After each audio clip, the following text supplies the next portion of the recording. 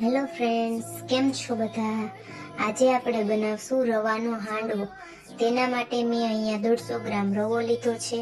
તેને ખાટી છાશ નાખીને પલાળવાનો છે. છાશ ના હોય તો દહીં અને થોડુંક પાણી નાખીને પણ તમે પલાળી શકો છો. હવે એને અડધો કલાક પલાળવા મૂકી દેવાનો છે, એટલે સરસ રીતે ફૂલી જાય. હવે અહીંયા અડધો કલાક થઈ ગયો છે, તમે જોઈ શકો છો સરસ ફૂલી ગયો છે. હવે આમાં જેટલા તમને ભાવતા હોય એટલા શાકભાજી એડ કરી શકો છો. એના માટે જેટલા ઘરમાં હતા એટલા શાકભાજી મેં અહીંયા કટિંગ કરી લીધા છે. મરચાં છે, ગાજરનું ખમણ છે, આદુ લસણની પેસ્ટ છે, કાંદાનું ખમણ છે, ટમેટાની પેસ્ટ છે અને કોબી છે.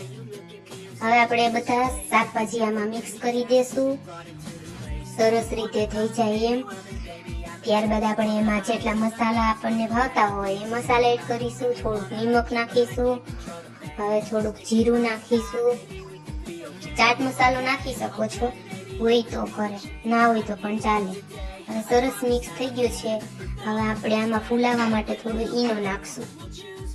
હવે મિક્સ કરી દેશું સરખુંથી, ઈનો મિક્સ થઈ જાય એ રીતે. હવે આપણે વઘાર કરવા માટે થોડું તેલ લેશું વાટકીમાં, અને તેલ આવી જાય